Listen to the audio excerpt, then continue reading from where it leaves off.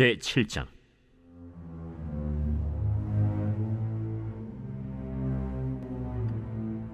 여호와께서 주위의 모든 원수를 무찌르사 왕으로 궁에 평안히 살게 하신 때 왕이 선지자 나단에게 이르되, 볼지어다, 나는 백향목 궁에 살거늘 하나님의 궤는 휘장 가운데 있도다. 여호와께서 왕과 함께 계시니 마음에 있는 모든 것을 행하소서 하니라. 그 밤에 여호와의 말씀이 나단에게 임하여 이르시되, 가서 내 종 다윗에게 말하기를, 여호와께서 이와 같이 말씀하시되, 내가 나를 위하여 내가 살 집을 건축하겠느냐? 내가 이스라엘 자손을 애굽에서 인도하여 내던 날부터 오늘까지 집에 살지 아니하고 장막과 성막 안에서 다녔나니, 이스라엘 자손과 더불어 다니는 모든 곳에서 내가 내 백성 이스라엘을 먹이라고 명령한 이스라엘 어느 지파들 가운데 하나에게 내가 말하기를, 너희가 어찌하여 나를 위하여 백향목집을 건축하지 아니하였느냐고 말하였느냐? 그러므로 이제 내 종 다윗에게 이와 같이 말하라. 만군의 여호와께서 이와 같이 말씀하시기를, 내가 너를 목장 곧 양을 따르는 데에서 데려다가 내 백성 이스라엘의 주권자로 삼고, 네가 가는 모든 곳에서 내가 너와 함께 있어 내 모든 원수를 내 앞에서 멸하였은즉 땅에서 위대한 자들의 이름같이 내 이름을 위대하게 만들어주리라. 내가 또 내 백성 이스라엘을 위하여 한 곳을 정하여 그를 심고 그를 거주하게 하고 다시 옮기지 못하게 하며, 악한 종류로 전과 같이 그들을 해하지 못하게 하여 전에 내가 사사에게 명령하여 내 백성 이스라엘을 다스리던 때와 같지 아니하게 하고 너를 모든 원수에게서 벗어나 편히 쉬게 하리라. 여호와가 또 내게 이르노니, 여호와가 너를 위하여 집을 짓고 내 수완이 차서 내 조상들과 함께 누울 때에 내가 내 몸에서 날 내 씨를 내 뒤에 세워 그의 나라를 견고하게 하리라. 그는 내 이름을 위하여 집을 건축할 것이요 나는 그의 나라 왕위를 영원히 견고하게 하리라. 나는 그에게 아버지가 되고 그는 내게 아들이 되리니, 그가 만일 죄를 범하면 내가 사람의 매와 인생의 채찍으로 징계하려니와 내가 내 앞에서 물러나게 한 사울에게서 내 은총을 빼앗은 것처럼 그에게서 빼앗지는 아니하리라. 네 집과 네 나라가 내 앞에서 영원히 보존되고 내 왕위가 영원히 견고하리라 하셨다 하라. 나단이 이 모든 말씀들과 이 모든 계시대로 다윗에게 말하니라. 다윗 왕이 여호와 앞에 들어가 앉아서 이르되, 주 여호와여, 나는 누구이오며 내 집은 무엇이기에 나를 여기까지 이르게 하셨나이까? 주 여호와여, 주께서 이것을 오히려 적게 여기시고 또 종의 집에 있을 먼 장래 일까지도 말씀하셨나이다. 주 여호와여, 이것이 사람의 법이니이다. 주 여호와는 주의 종을 아시오니 다윗이 다시 주께 무슨 말씀을 하오리이까? 주의 말씀으로 말미암아 주의 뜻대로 이 모든 큰 일을 행하사 주의 종에게 알게 하셨나이다. 그런즉 주 여호와여, 이러므로 주는 위대하시니 이는 우리 귀로 들은 대로는 주와 같은 이가 없고 주 외에는 신이 없음이니이다. 땅의 어느 한 나라가 주의 백성 이스라엘과 같으리이까?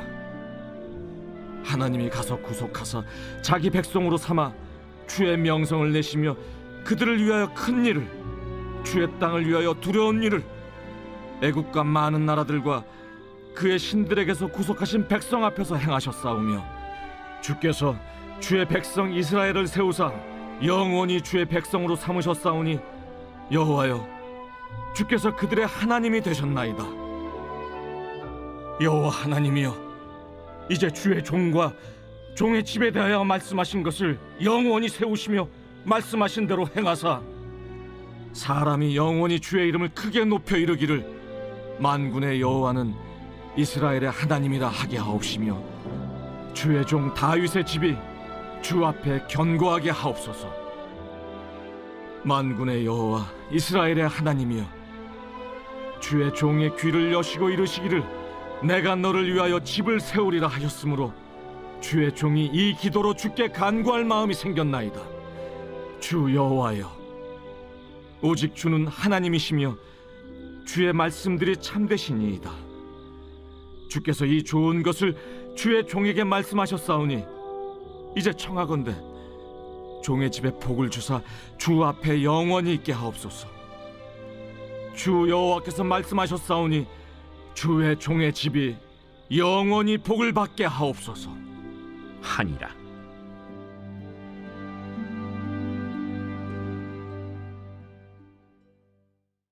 성도 여러분 안녕하세요. 이 한 주도 우리가 말씀으로 귀하게 승리하는 시간이 되기를 소망합니다.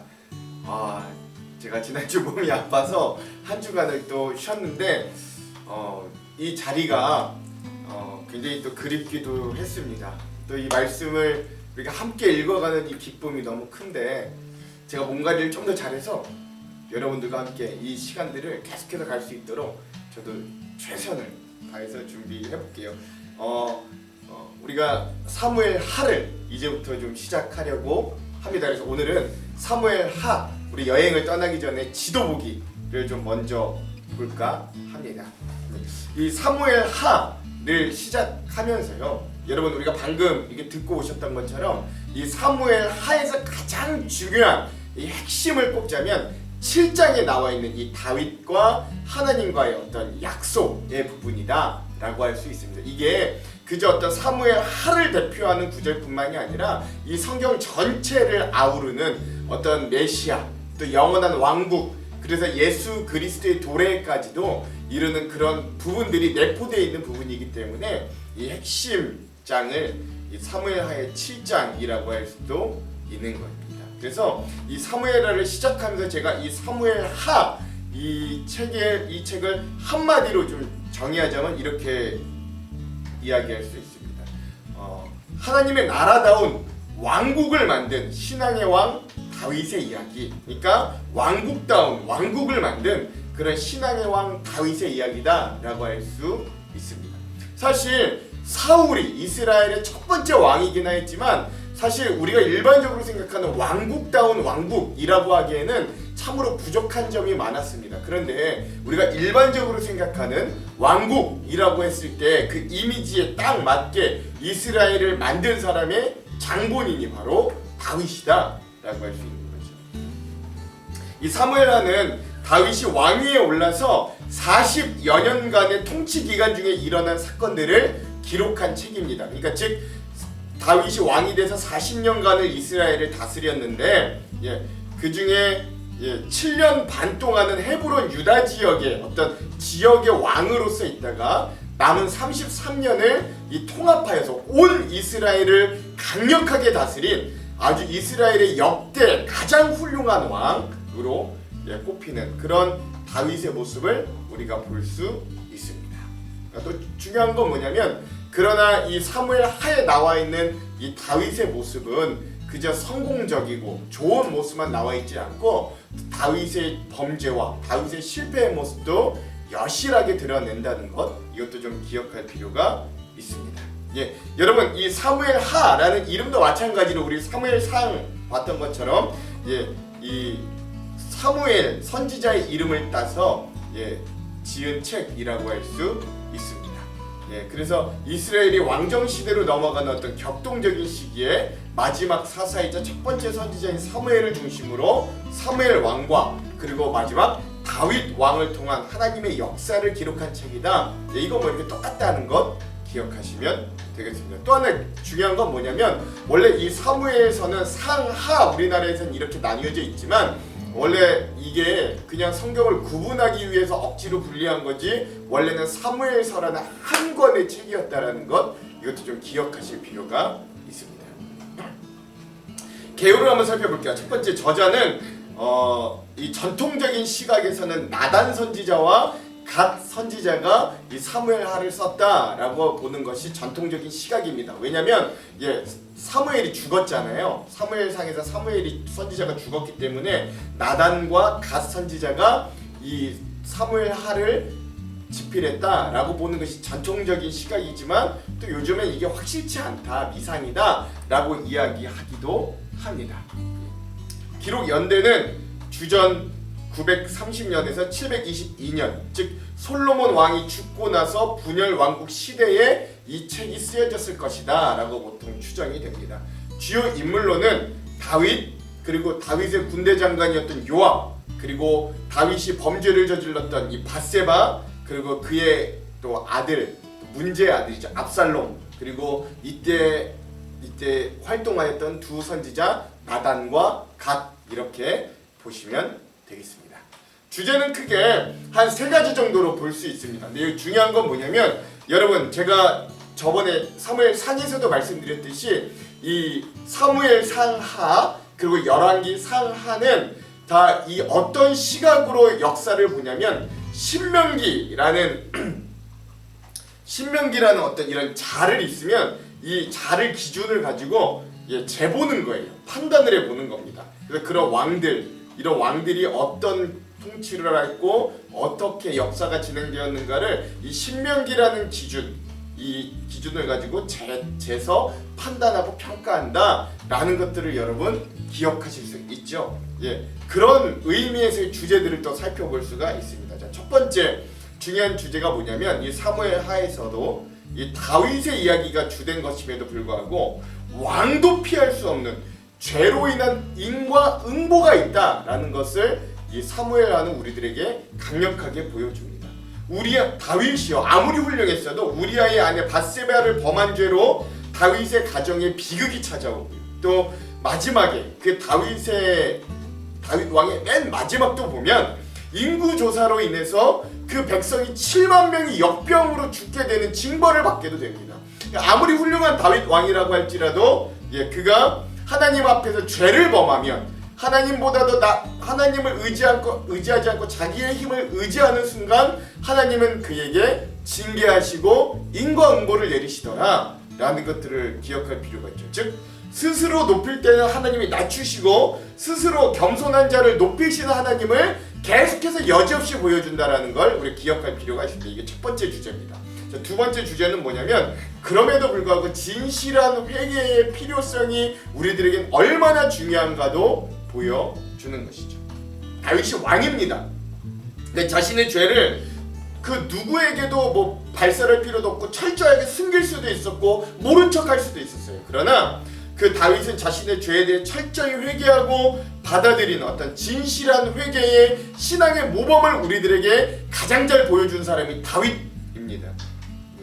그리고 또한 그 진실한 회개를 했을 때 하나님은 큰 죄악에도 불구하고 다윗을 끝내 버리지 않으시고 그에게 긍휼을 베푸시고 인자하심을 끝내 베풀어 주시는 하나님의 모습도 볼 수 있는 거죠.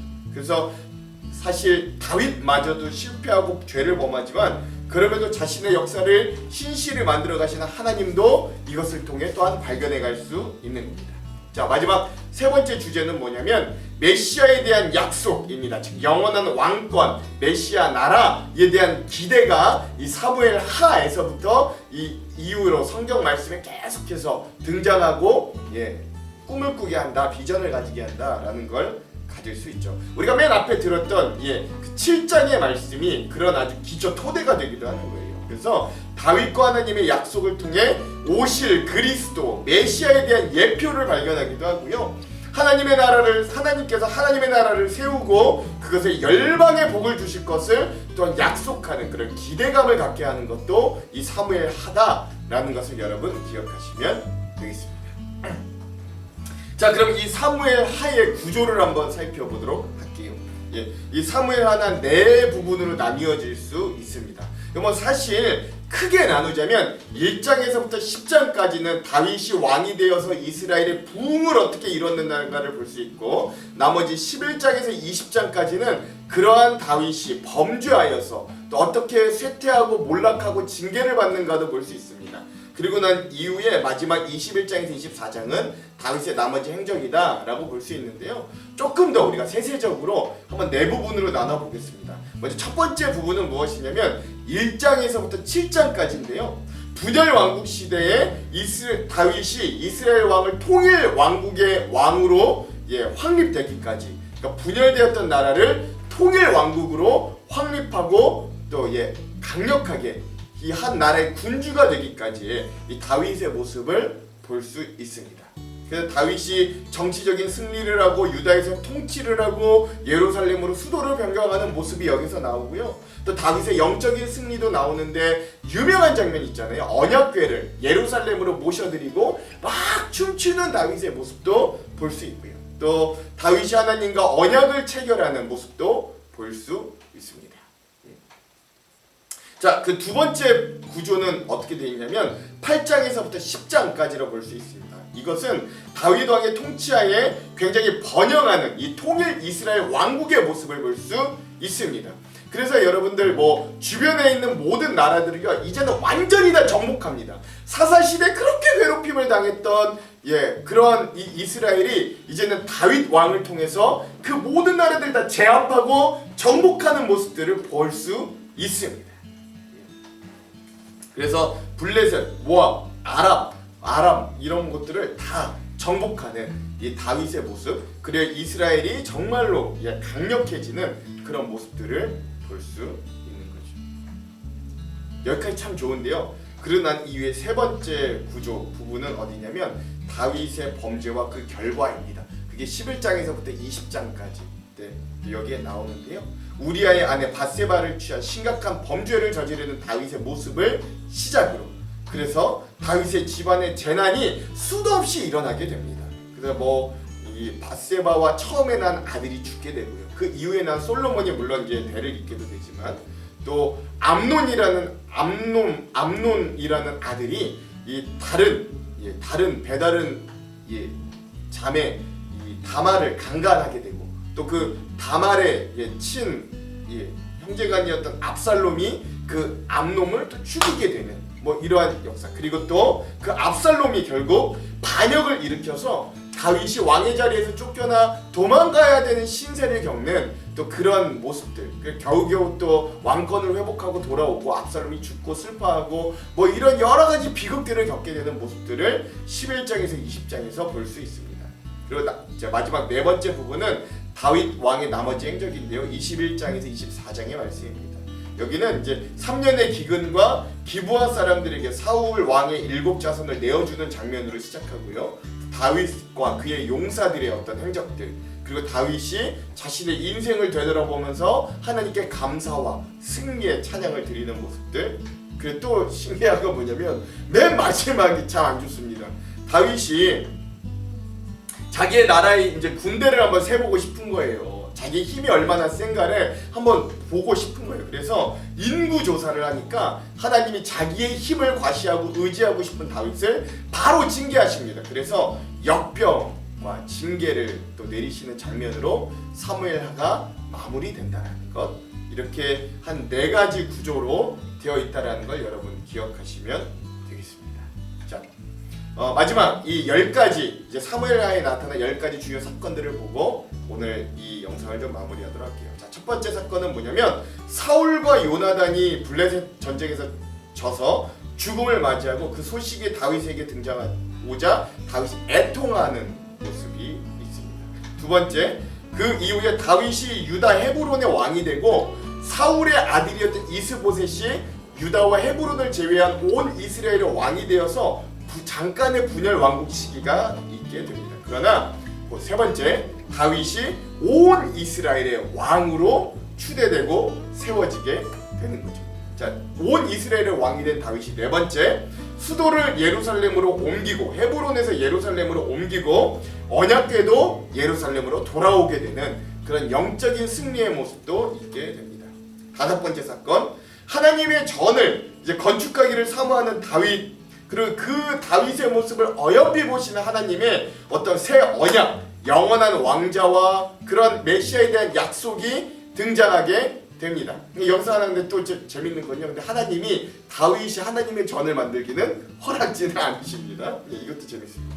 자, 여섯 번째, 다윗의 범죄와 회개입니다. 유명한 사건이죠. 밧세바 간음과 또 우리아 살인 사건과 나단의 책망, 그리고 다윗의 회개, 이 사건이 여섯 번째 사건입니다. 일곱 번째 사건은 그 범죄로 인해 다윗의 집안에 재난이 일어나게 되는 거죠. 그래서 다윗과 밧세바 사이에 첫 번째 아들이 죽게 되고 또 암논이 다말을 강간하게 되고 또 압살롬이 암논을 죽이게 되고 뭐 이런 어떤 다윗의 집안에 끊임없는 재난들이 일어나게 된다는 것, 이것이 일곱 번째 사건입니다.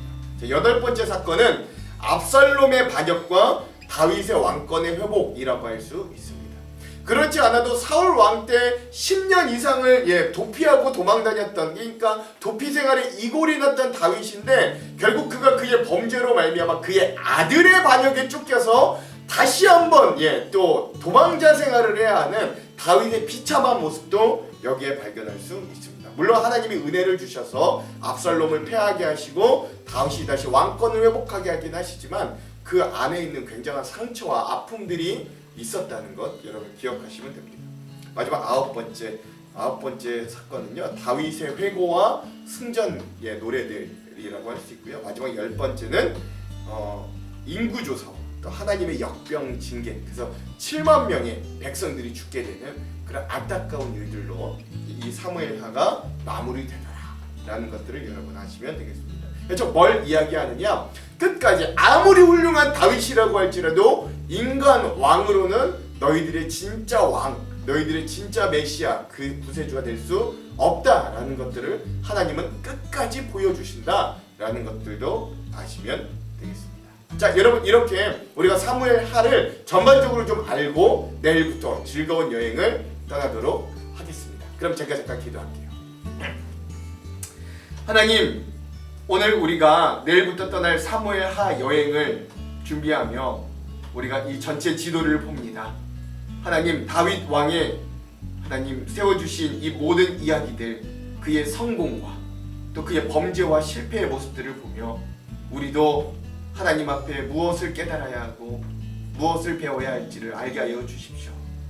하나님이 다윗 왕의 신실함과 또 그의 정직하고 하나님 앞에 내려놓는 회개의 모습을 오늘 우리도 이 모습들을 읽어가며 배워갈 수 있도록 인도하여 주시옵소서. 그러나 끝내 다윗을 버리지 않으시고 인자와 신실하심으로 그와 함께 하셨던 하나님의 모습도 기억하도록 인도하여 주시옵소서. 우리의 사무엘하 여행이 즐겁고 은혜되도록 이끄실 주님을 기대하오며 예수님 이름으로 기도합니다. 아멘. 오늘은 이 영상 이후에 어노인팅 워십의 정결한 마음 주시옵소서 이 찬양을 듣고 영상을 마무리하도록 하겠습니다. 정결한 마음 주시옵소서 이 찬양의 배경이 된 시편 51편은 다윗이 범죄하고 난 이후에 하나님께 올려드리는 회개의 시라고도 할 수 있습니다. 그럼 이 찬양을 듣고 오늘의 영상을 마무리하도록 하겠습니다. 그럼 사랑하는 성도 여러분, 오늘 하루도 이 한 주도 말씀으로 승리하십시오. 사랑하고 축복합니다.